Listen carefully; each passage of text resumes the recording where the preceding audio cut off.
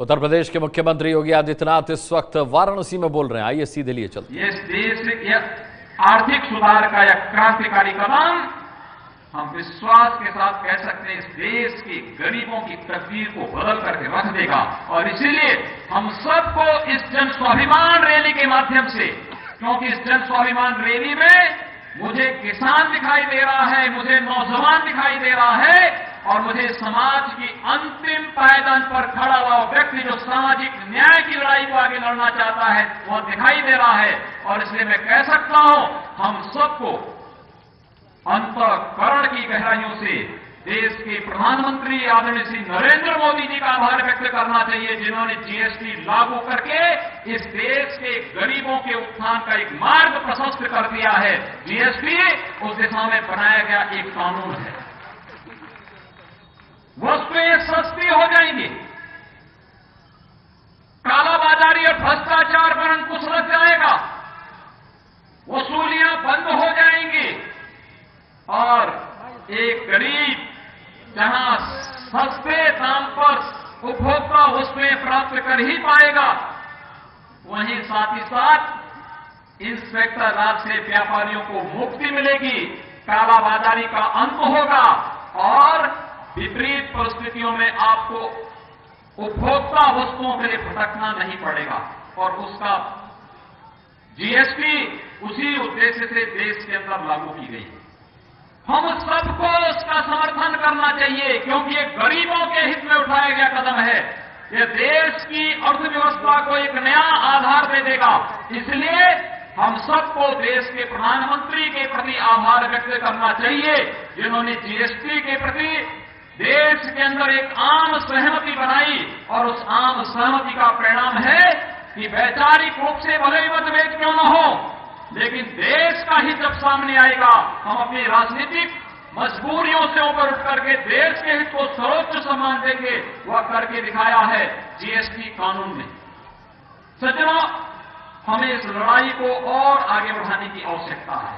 और इसीलिए जब आप लोगों ने उत्तर प्रदेश विधानसभा चुनाव में आदरणीय प्रधानमंत्री श्री नरेंद्र मोदी जी के नेतृत्व में केंद्र सरकार की उपलब्धियों और भारतीय जनता पार्टी के राष्ट्रीय अध्यक्ष अमित शाह जी के नेतृत्व में विश्वास करते हुए भारतीय जनता पार्टी, अपना दल और सहदेव राजभर पार्टी के गठबंधन को उत्तर प्रदेश के अंदर प्रचंड ऐतिहासिक बहुमत दिया, इस सरकार ने भी इस संकल्प को आगे बढ़ाने का कार्य किया है। सम्मानीय अनुप्रिया जी यहां पर कह रही थी कि किसानों के कर्ज माफी का कार्य किया गया। 36,000 करोड़ रुपए का उत्तर प्रदेश के लघु और सीमांत किसानों के कर्ज को माफ करने का कार्य किया। गेहूं क्रय की उस प्रणाली को जिससे किसान सर्वाधिक त्रस्त रहता था, उसमें एक पारदर्शिता लाने का कार्य भी किया गया। और साथ साथ उत्तर प्रदेश के अंदर किसी भी प्रकार का कोई भेदभाव किसी के साथ न हो, इस दृष्टि से भी कदम उठाते हुए हम लोगों ने प्रदेश के अंदर विद्युत वितरण की एक समान व्यवस्था पूरे प्रदेश के अंदर लागू करने का भी कार्य किया। नहीं तो इससे पहले बिजली कैसे मिलती थी हर व्यक्ति जानता है। 75 जिले हैं उत्तर प्रदेश में, लेकिन 75 में से केवल 5 जिलों में बिजली मिलती थी, उसमें भी पूरी नहीं मिल पाती थी। 70 जिलों में बिजली नहीं होती थी। हम लोगों ने कहा कि नहीं, ऐसा नहीं होगा। अगर भारतीय जनता पार्टी आई है और सही मायने में सामाजिक न्याय की लड़ाई को व्यावहारिक रूप प्रदान करना है, तो उसका व्यावहारिक रूप होगा कि 75 के 75 जिलों में बिजली का समान वितरण कर दिया जाए। जो कमी होगी उसकी हम भरपाई दूसरे ओर से करेंगे, लेकिन बिजली समान रूप से पूरे प्रदेश के अंदर देंगे और उसका परिणाम हम सबके सामने है। हम लोगों ने बाबा साहब भीमराव अंबेडकर की जयंती के दिन प्रदेश के सभी 75 जिला मुख्यालयों को 24 घंटे विद्युत का वितरण प्रारंभ किया और वह अनवरत बनी हुई है। सभी तहसील मुख्यालय और बुंदेलखंड में 20 घंटे विद्युत की आपूर्ति और ग्रामीण क्षेत्र में भी 18 घंटे की विद्युत की आपूर्ति जहां सुनिश्चित की है, वहीं साथ ही साथ यह भी कह दिया गया है जहां पर कम से कम विद्युत का लाइन लॉस होगा, यानी जहां पर बिजली की चोरी जितनी कम होगी वहां पर हम लोग ग्रामीण क्षेत्र हो या शहरी क्षेत्र, वहां पर हम समान रूप से 24 घंटे विद्युत की आपूर्ति करने का कार्य भी करेंगे और उसी दिशा में गरीबों को निःशुल्क विद्युत कनेक्शन उसी क्रम में देने की कार्रवाई प्रारंभ की गई है।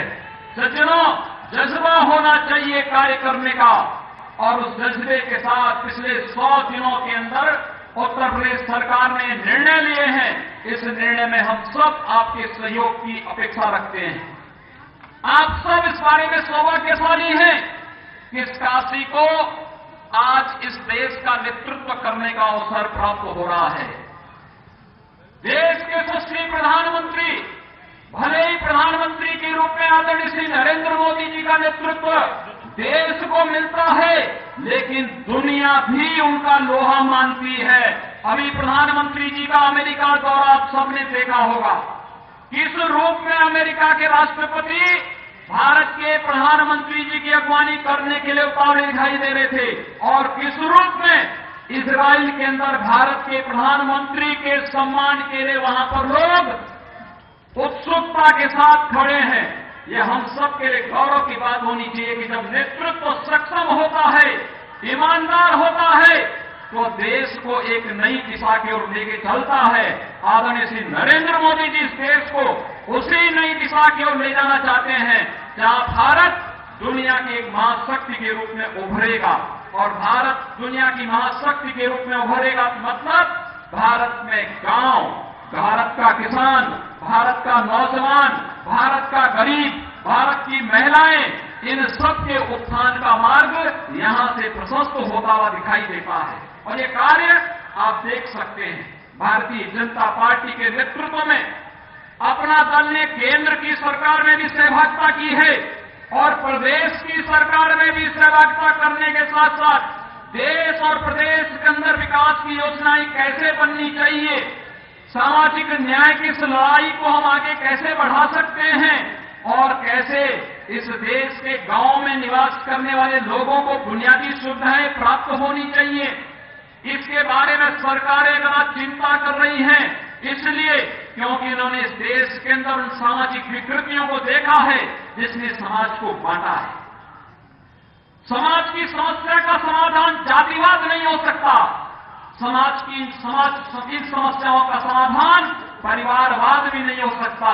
इन समस्याओं का समाधान केवल और केवल सामाजिक न्याय की इस लड़ाई को व्यवहारिक धरातल पर उतारने वाली सरकारें हो सकती हैं और कार्य केंद्र में आदरणीय श्री नरेंद्र मोदी जी के नेतृत्व की सरकार कर रही है। और इसीलिए प्रधानमंत्री जी ने नारा दिया था सबका साथ और सबका विकास का, जिसमें हमें कोई भेदभाव किसी के साथ नहीं करना है, न जाति के नाम पर, न मत के आधार पर, न मजहब के आधार पर, न लिंग के आधार पर, न किसी आधार पर कोई भेदभाव नहीं, लेकिन तुष्टीकरण भी नहीं। हम उत्थान सबका करेंगे, हम विकास सबका करेंगे, लेकिन तुष्टीकरण किसी का नहीं करेंगे। और एक उस दिशा में बढ़ने वाली सरकार, उसी का अनुसरण उत्तर प्रदेश की सरकार ने प्रारंभ किया है। ये 100 दिन का कार्यकाल किसी सरकार के लिए एक बहुत बड़ा कार्यकाल नहीं। 100 दिन के अंदर कोई सरकार अपना रिपोर्ट कार्ड जनता के सामने रखे, यह उतनी बहुत महत्वपूर्ण घटना नहीं हो सकती, लेकिन फिर भी एक जवाबदेही का परिचय देते हुए हम लोगों ने प्रयास किया कि 100 दिन के अंदर हम लोगों ने प्रदेश के अंदर क्या निर्णय लिए, उन निर्णयों की क्या परिणति हुई, उस दिशा में बढ़ाया गया एक कदम आप सबके सामने है। और इसलिए मैं आप सबसे कहना चाहता हूं, उत्तर प्रदेश की सरकार गांव के लिए, गरीब के लिए, नौजवान के लिए, इस देश के उस हर तबके के लिए जो इस देश के विकास के लिए और प्रदेश को देश का विकसिततम राज्यों में स्थापित करना चाहता है, उन सबको समर्पित है। उनके साथ कोई भेदभाव नहीं कर सकता है, उनके साथ कोई अन्याय नहीं कर सकता है। इस संकल्प को लेकर के हम आज पूरी तरह प्रतिबद्ध हैं और उसी प्रतिबद्धता को दोहराने के लिए आज हम सब इस जन स्वाभिमान रैली में यहां पर उपस्थित हुए हैं। सज्जनों, मुझे प्रसन्नता है कि श्रीमती अनुप्रिया पटेल जी के नेतृत्व में आप सब उस सामाजिक न्याय की लड़ाई को लड़ने के लिए आगे बढ़े हैं। हम सबको सोचना चाहिए इस देश के प्रदेश के अंदर किसानों की माली हालत में कैसे सुधार हो। आदरणीय प्रधानमंत्री जी बार बार इस बारे में कहते हैं, बहुत सारे कार्य हैं जिस पर हम लोग देश के सामने एक आदर्श प्रस्तुत कर सकते हैं। किसानों की आय दोगुनी करने के लिए एक नई तकनीक के साथ उस किसान को जोड़ना। मैं मानता हूं उत्तर प्रदेश की धरती में भी एक क्षमता है, जितना अन्न उत्पादन वर्तमान समय में हो रहा है, इसका 4 गुना अन्न उत्पादन करने की क्षमता उत्तर प्रदेश की धरती पर है। और अगर आप सभी एक बार इस दिशा में प्रयास प्रारंभ कर देंगे तो बहुत अच्छी स्थिति पैदा हो सकती है। हम किसानों की आय को कई गुना बढ़ा सकते हैं और उत्तर प्रदेश की सरकार उस नई तकनीक को देने के लिए आपके साथ पूरी तरह प्रतिबद्ध दिखाई देती है। हम लोगों ने इसलिए 20 नए कृषि विज्ञान केंद्र उत्तर प्रदेश के अंदर खोलने के लिए अपनी सहमति दी।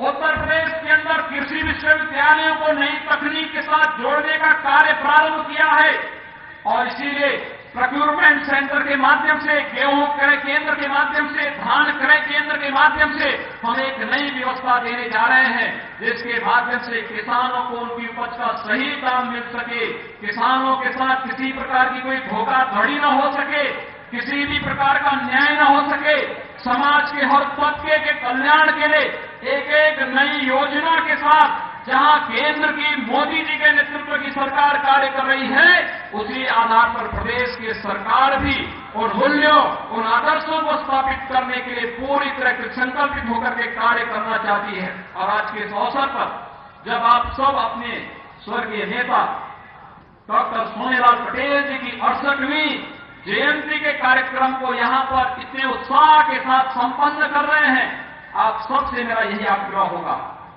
डॉक्टर सोनेलाल पटेल जी की लड़ाई सामाजिक न्याय की लड़ाई थी। एक और लड़ाई जिसे कभी बाबा साहब डॉक्टर भीमराव अंबेडकर जी ने प्रारंभ किया था, जिस लड़ाई के लिए समाज में कोई विषमता न हो, किसी के साथ अन्याय न हो, किसी पर अनावश्यक अत्याचार न हो, कोई व्यक्ति अपने हक से वंचित न हो, यही तो लड़ाई थी उनकी। और उसी लड़ाई को लड़ने के लिए आज आपके पास सौभाग्य अवसर है। जब अच्छा नेतृत्व मिलता है, अच्छा नेतृत्व उसका परिणाम भी देता है। और श्रीमती अनुप्रिया पटेल जी के नेतृत्व में आपने वो नेतृत्व पाया है, वह नेतृत्व जो आपको केंद्र की सरकार में भी और प्रदेश की सरकार में भी भागीदार बना दिया है। दोनों सरकारों में भागीदारी और उस भागीदारी के माध्यम से समाज के उत्थान का मार्ग प्रशस्त करना, उसके हितों को संरक्षण देना, कहीं पर अन्याय हुआ तो उस अन्याय का प्रतिकार करके सामाजिक न्याय की लड़ाई को आगे बढ़ा देना, और वह कार्य बखूबी उनके नेतृत्व में आप सब कर रहे हैं। मैं आप सबका आह्वान करूंगा कि श्रीमती अनुप्रिया पटेल जी ने जिस रूप में आदरणीय श्री अमित शाह जी के साथ मिलकर के प्रदेश और केंद्र में एक समन्वय स्थापित किया है, वह समन्वय आगे बना रहना चाहिए।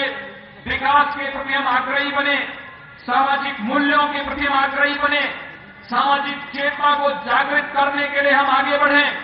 और यह तय है कि 2014 और 2017 की लड़ाई ने साबित कर दिया है कि प्रदेश की राजनीति में अपराध के लिए, प्रदेश की राजनीति में भ्रष्टाचार के लिए, प्रदेश की राजनीति में परिवारवाद के लिए, प्रदेश की राजनीति में किसी भी प्रकार की जातिवाद के लिए कोई स्थान नहीं होगा। यह एक संकल्प प्रदेश की जनता व्यक्त कर चुकी है। हम इस अभियान को आगे बढ़ाते हुए केंद्र और प्रदेश की सरकारों का समन्वय, सभी दलों का यह समन्वय गठबंधन धर्म का पालन करते हुए आगे बढ़ेगी। और मैं उत्तर प्रदेश सरकार की तरफ से आप सबको आश्वस्त कर सकता हूं कि प्रदेश सरकार प्रदेश के अंदर किसी के साथ भी कोई अन्याय नहीं होने देगी।